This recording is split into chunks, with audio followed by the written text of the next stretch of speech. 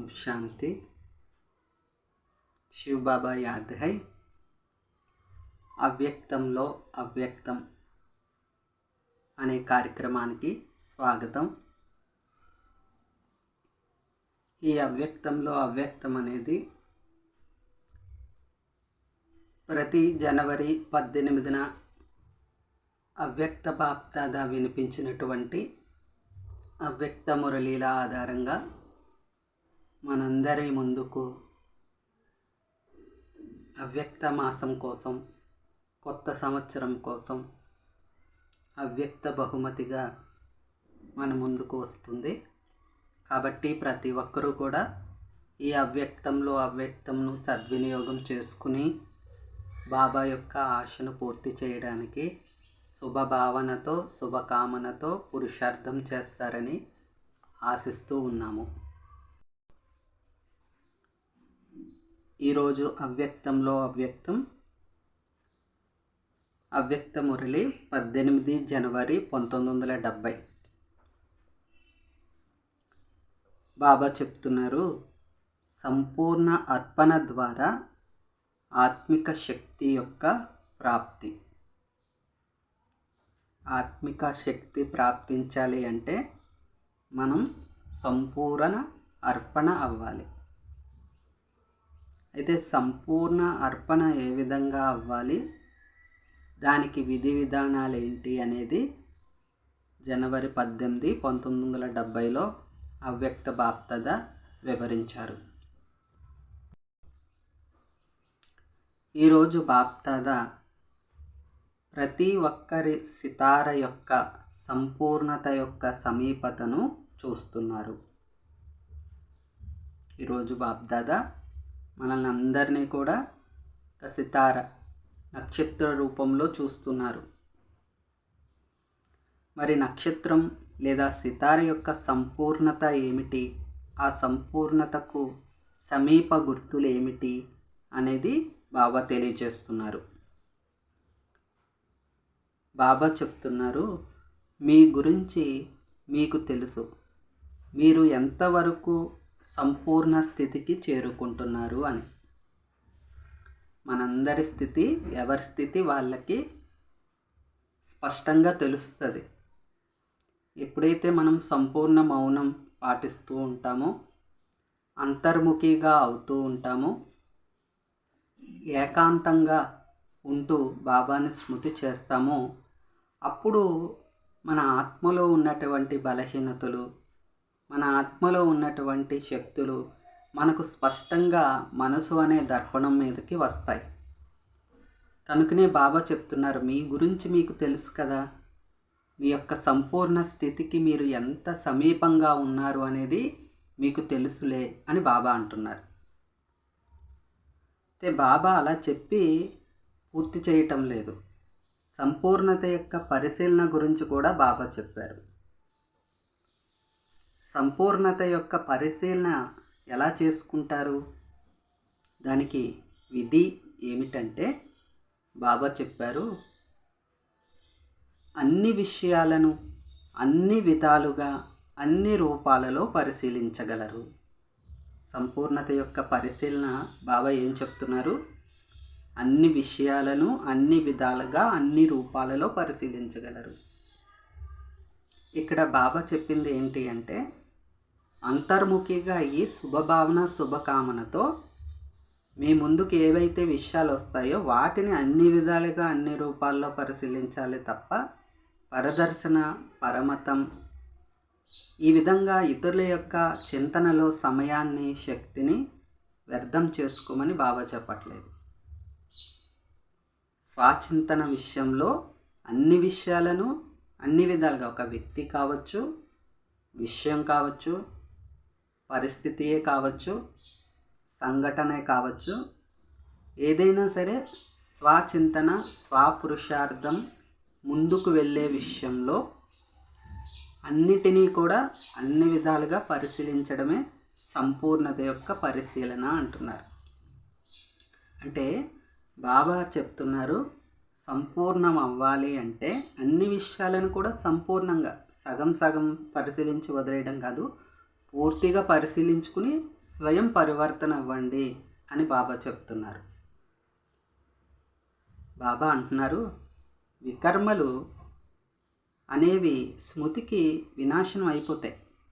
వికర్మల వినాశనం అనేది స్మృతికి ఫలితమే. కానీ దీనితో పాటు కొన్ని పరిశీలించుకోవాల్సిన విషయాలు ఉన్నాయి అని బాబా చెప్తున్నారు. మనం స్మృతి చేస్తున్నాం, వికర్మలు వినాశనం అయిపోతుంది, ఇది ఓకే. కానీ వీటితో పాటు కొన్ని పరిశీలించుకోవాలని బాబా ముఖ్యంగా 2 పాయింట్ల రూపంలో చెప్పారు. అవి ఏమిటి అంటే, 1, ఈ అవ్యక్త చదువు, అవ్యక్త స్నేహం మరియు అవ్యక్త సహయోగం యొక్క ఫలితం పరిశీలించుకోండి. బాబా ఈ అవ్యక్త చదువును చదివిస్తున్నారు, దీనికి నేనేమి రిటర్న్గా ఇస్తున్నాను పరిశీలించుకోవాలి. బాబా అవ్యక్త స్నేహం ఇస్తున్నారు, దీనికి రిటర్న్ నేనేమి చేస్తున్నాను పరిశీలించుకోవాలి. బాబా ప్రతిరోజు మనల్ని అనేక విషయాలను దాటించడం కోసం సహయోగం చేస్తూనే ఉంటారు అవ్యక్తంగా. దీనికి నేనేమి చేస్తున్నాను రిటర్న్గా పరిశీలించుకోండి. ఈ అవ్యక్త చదువు అంటే బాబా చెప్పినటువంటి అవ్యక్త మురళీలను నేను ఎంతగా గ్రహిస్తున్నాను, ఎంతగా గౌరవిస్తూ స్టడీ చేసుకుంటున్నాను. అలాగే బాబా ఎంత అవ్యక్త స్నేహం ఇస్తున్నారు. బాబా ఇచ్చే స్నేహం మరెవ్వరూ ఇవ్వలేరు. అటువంటి స్నేహాన్ని మనం సద్వినియోగం చేసుకుంటున్నామా? అంతటి గొప్ప పరమాత్మ స్నేహానికి ప్రతిఫలంగా నేను పరివర్తన అవుతున్నానా? లౌకికంలో కూడా స్నేహితులిచ్చే సహయోగం, స్నేహితులిచ్చే స్నేహానికి ఎంతో ఆనందపడి వాళ్ళ పట్ల కృతజ్ఞతా భావంతో ఉంటారు.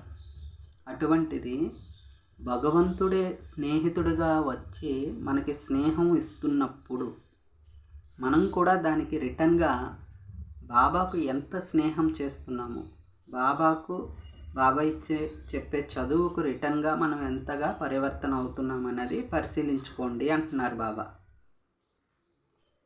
ఇక 2వ పాయింట్, వ్యక్త భావం కంటే అవ్యక్త భావం ఎంతవరకు పెరిగింది. స్మృతి చేస్తున్నాం, బాబాను స్మృతి చేస్తున్నాం, ఓకే. దీంతో పాటు పరిశీలించుకోవాల్సింది వ్యక్త భావం కంటే అవ్యక్త భావం ఎంతవరకు పెరిగింది. చూడండి, మనం అవ్యక్త భావము అంటే చాలా పాయింట్లు చెప్పారు బాబా. వ్యక్త భావాలకు అతీతంగా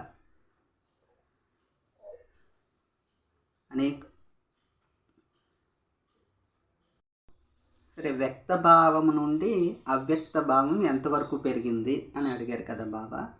దీనికి మళ్ళీ కంటిన్యూస్గా బాబా ఏం చెప్తున్నారంటే, అవ్యక్త స్థితి పెరిగింది అని మీకు అనిపిస్తే దానికి గుర్తేంటి?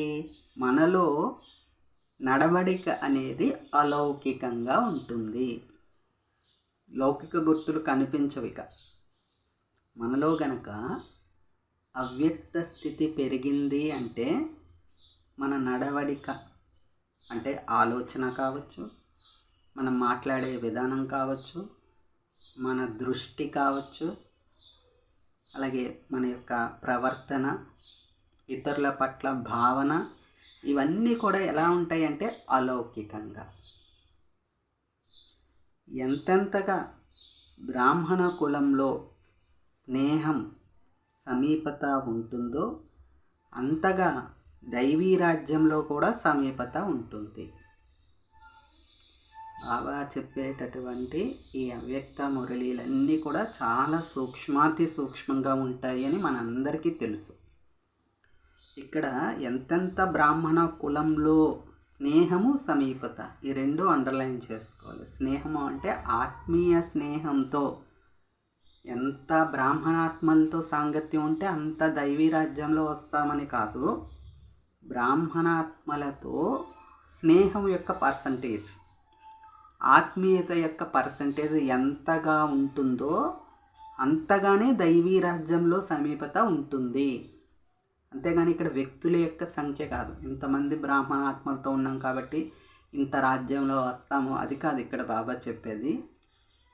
మనం ఎవరితో డ్రామానుసారంగా నిమిత్తంగా మనం ఎవరితో బ్రాహ్మణాత్మలతో సాంగత్యము సంప్రదింపులు వస్తామో వాళ్ళతో ఆత్మీయ స్నేహంగా, వాళ్ళ పట్ల ఎలాంటి అశుభ భావన లేకుండా, ఎలాంటి ఈర్ష్య ద్వేష భావన లేకుండా, నకారాత్మక చింతన లేకుండా, వ్యర్థ భావన లేకుండా సంబంధ సంప్రదింపుల్లోకి వస్తాము.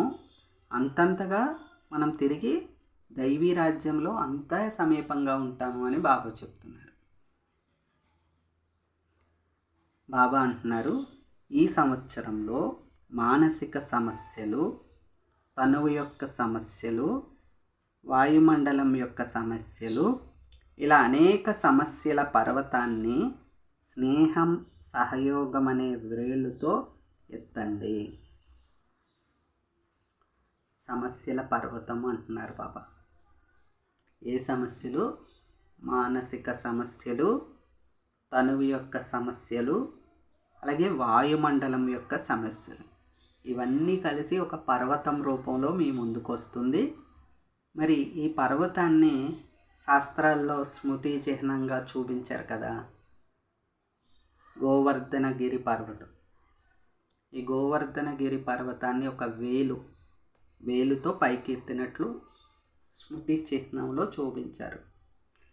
ఇక్కడ మనం చాలా సూక్ష్మంగా ఆత్మీయత భావంలో ఉండి అర్థం చేసుకుంటే, చేతుకుండే వేళ్ళను మనం సూచనలకి ఉపయోగిస్తూ ఉంటాం. వాటర్ కావాలంటే ఒకలాగా, లిఫ్ట్ కావాలంటే ఒక వేలు చూపించడం. అలా మనం ఈ వేలు అంటే ఏంటి అంటే ఇక్కడ ఆత్మీయ స్నేహంతో, ఎంతగా మనం ఆత్మీయ స్నేహము అంటే బాబాతో స్నేహం. బాబాతో స్నేహం ఉన్నప్పుడు ఆటోమేటికల్గా మనం సర్వులతోనూ స్నేహితులుగా అవుతాం. కాబట్టి సహయోగం, బ్రాహ్మణాత్మలకు మనం దానం ఇవ్వం కానీ సహయోగం ఇస్తాం. ఏదైనా ఒక తీర్థయాత్ర జరుగుతుందనుకోండి, ఎవరైనా పర్వతం ఎక్కలేకపోతే సహాయం చేస్తారు, వాళ్ళని కొంత దారి వరకు నడిపిస్తారు, ఎత్తుకుని తీసుకువెళ్ళటము, ఇలా సహయోగం ఇస్తారు. అలా సహయోగం ఇవ్వడం కూడా ఒక పుణ్యకార్యమే అని వాళ్ళు భావిస్తారు. ఇక్కడ కూడా పురుషార్థ మార్గంలో ఎవరైనా సరే ముందుకు వెళ్ళలేకపోయినప్పుడు, వాళ్ళ బలహీనత చెప్పినప్పుడు ఆ బలహీనతను తొలగించుకునేందుకు యుక్తి చెప్పడము, ఆ బలహీనతను తొలగించేందుకు మనం యోగం చేయటం లేదా శుభభావన పెట్టుకోవటం, ఇవన్నీ కూడా స్నేహము సహయోగం అనే వేలు కిందకే వస్తాయి. మనందరం సంకల్పాలు, మనందరి యొక్క శుభ సంకల్పాలన్నీ కలిపి ఈ పర్వతాన్ని, సమస్యల పర్వతాన్ని ఎత్తండి అని బాబా అంటున్నారు. బాబా అంటున్నారు, అలౌకిక పరివారంతో వచ్చే సమస్యలను పరీక్షగా భావించాలి, ప్రత్యక్ష విషయాలుగా భావించకూడదు అంటున్నారు బాబా. ఇవన్నీ ప్రత్యక్షంగా కాదు, పరోక్షంగా. అంటే ఇవన్నీ పరీక్షా పత్రాలు, ఎగ్జామినేషన్ పేపర్స్, టెస్ట్ పేపర్స్ అనుకోమంటున్నారు బాబా. ఎందుకంటే బాబా చాలా మురళీల్లో చెప్పారు ఏంటంటే, బ్రాహ్మణాత్మల యొక్క లెక్కాచారం బ్రాహ్మణాత్మలతోనే పూర్తి అవుతుంది అని. కాబట్టి మనం అలౌకిక పరివారంతో ఏదో ఒక సమస్య, అది మన స్వయం మనస్తత్వం కావచ్చు, ఇతరుల యొక్క మనస్తత్వం కావచ్చు, దేని ద్వారా అయినా సరే ఏదైనా ఒక విఘ్నం కానీ ఒక సమస్య కానీ వచ్చినప్పుడు దాన్ని ఏ విధంగా భావించాలి? అదొక పరీక్షా పేపర్ గురించి అలా ఆలోచిస్తూ కూర్చుంటే పరీక్ష పాస్ అవ్వం కదా. దానికి ఒక సమాధానం రాయాలి, ఒక సంకల్పం చేయాలి వాళ్ళ పట్ల, స్వయం పట్ల, లేదంటే వేరే పురుషార్థం చేయాలి, ఒక మురళి చదువుకోవటము, లేకపోతే సేవ చేయటము, ఏదైనా సరే. అంతేగాని వాళ్ళ నుండి దూరం అయిపోవాలని కాదు. అలా అని చెప్పి ఎన్ని సమస్యలు ఉన్నా సరే ఎదుటి వాళ్ళకి విసుగు వచ్చేలాగా మళ్ళీ వాళ్ళకి దగ్గర అవుతున్నట్లుగా అవ్వడం అని కూడా కాదు. బాబా చెప్పినట్లు శ్రీమతానుసారంగా అది పరీక్ష అని భావించి స్వయంలోని లోపాలని సరిదిద్దుకుని ముందుకు వెళ్ళాలి. కానీ వాళ్ళు ఈ ఫలానా లోపం వలన వాళ్ళు ఇలా ప్రవర్తించారు, ఇలా మనము బాహ్యంలోకి వెళ్ళకూడదు, ప్రత్యక్షంలోకి వెళ్ళకూడదు అంటున్నారు బాబా. వాటిని పరీక్షా పత్రాలుగా భావించి పాస్ అవ్వాలి. అప్పుడే ఆత్మిక శక్తి లభిస్తుంది.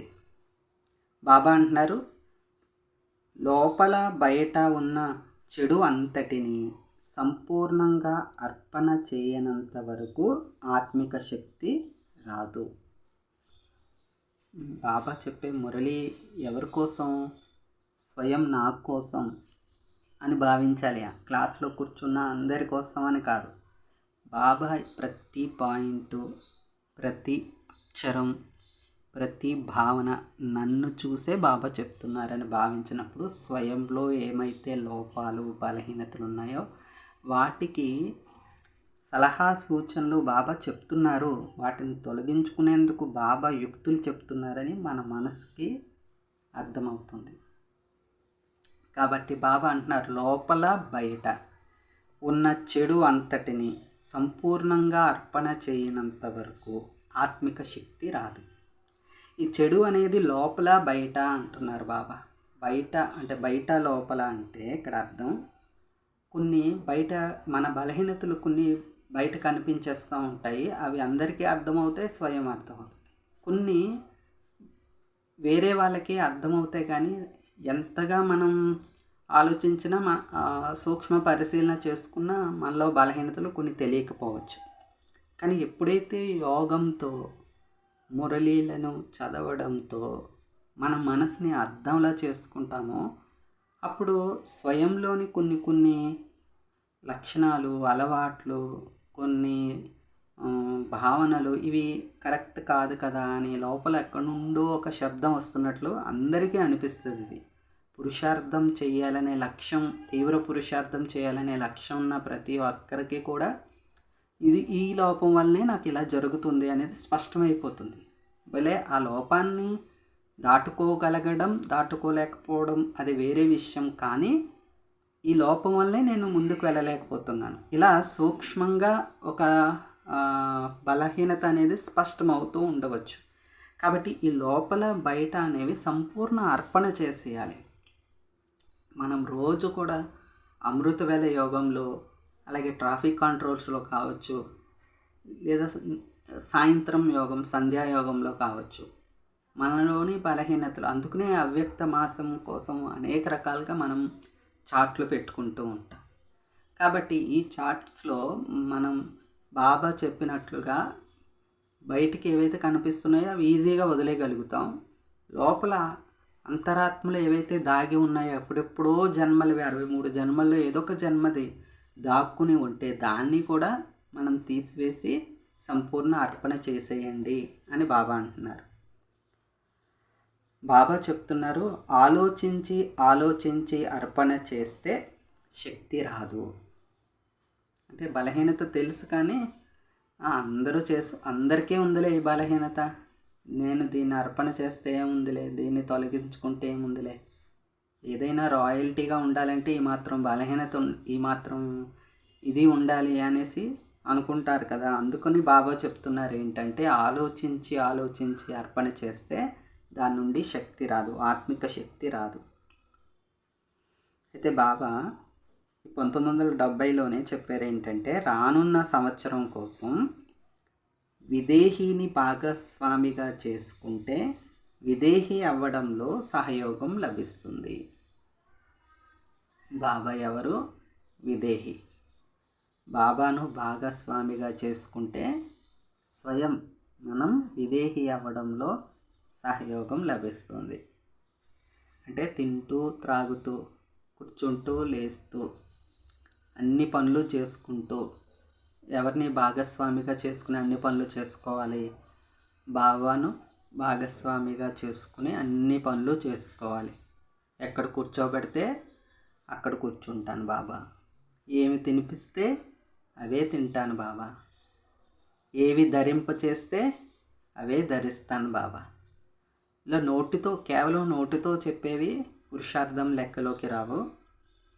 చేస్తూ ఉన్నవి హృదయపూర్వకంగా మనసులో సంకల్పం చేసుకుని ఆ పరిస్థితులు వచ్చినప్పుడు అన్ని పదార్థాలు ఉంటాయి, కానీ మనం తినే సమయానికి ఒక్కొక్కసారి కొన్ని పదార్థాలు లేకపోవచ్చు. అప్పుడు బాబా నాకు లేకుండా అయిపోయింది అన్నామంటే మనం సంకల్పం చేయనట్టే.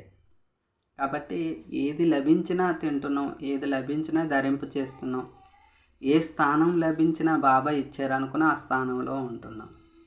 ఇలా అనుకున్నప్పుడు విదేహిని భాగస్వామిగా చేసుకున్నట్లు లెక్క. బాబా చెప్తున్నారు, కష్టాలను కష్టాలుగా భావించుకుంటా నడవడమే అద్భుతము అన్నారు బాబా. అంటే మామూలుగా అన్ని పరిస్థితులు అనుకూలంగా ఉన్నప్పుడు పురుషార్థం చేయటం గొప్ప విషయం ఏమి కాదు. కానీ ఎప్పుడైతే ఆటంకాలు, విఘ్నాలు, అన్ని పరిస్థితులు కూడా ప్రతికూలం అయిపోతున్నప్పుడు మనం బాబా చెప్పినటువంటి మురళిలో చెప్పినటువంటి డైరెక్షన్స్ అనుసారంగా నడిచినప్పుడే అది అద్భుతం జరిగినట్లు అని బాబా చెప్తున్నారు. బాబా ఇంకొక పాయింట్ వివరిస్తున్నారు. ఒక్క సెకండ్లో వ్యాపారం చేసేవారు ఎక్కడ కూడా చిక్కుకోరు. ఏ వ్యక్తి వలన వచ్చే సమస్యలోనూ చిక్కుకోరు, ఏ పరిస్థితుల్లోనూ వచ్చే సమస్యలోనూ చిక్కుకోరు. ఎక్కడ చిక్కుకోరు అంటే ఇక్కడ అర్థం ఏంటంటే వాళ్ళ యొక్క పురుషార్థం యొక్క గ్రాఫ్ పైకి వెళ్తూనే ఉంటుంది, కానీ ఎప్పుడూ కూడా డౌన్ అవ్వదు.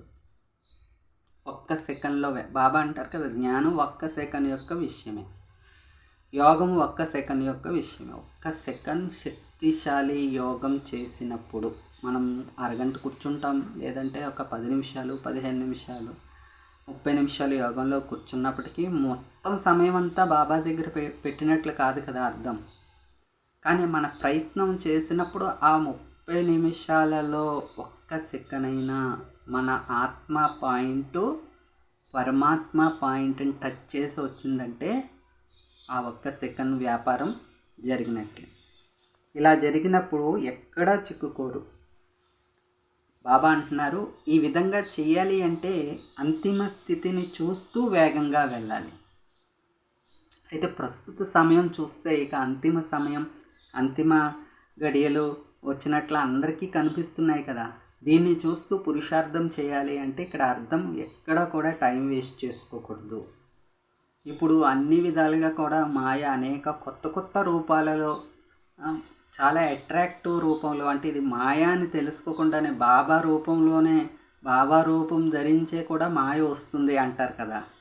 ఆ విధంగా బాబా పాయింట్స్ అనే బాబా రూపంలోనే, అంటే బాబా ఇప్పుడు ఫర్ ఎగ్జాంపుల్ ఆన్లైన్లో కావచ్చు, ఇంటర్నెట్లోనే కావచ్చు, బాబా పాయింట్స్ అని ఏదైనా నెట్ ఆన్ చేసినప్పుడు దాని తర్వాత వేరేది వ్యర్థమైన వాటిల్లోకి వెళ్ళిపోవడం వల్ల మొత్తం సమయము వేస్ట్ అయిపోతుంది, సంకల్పాలు వేస్ట్ అయిపోతాయి కదా. అందుకు బాబా అంటున్నారు, అంతిమ స్థితిని చూస్తూ వేగంగా ముందుకు వెళ్ళండి.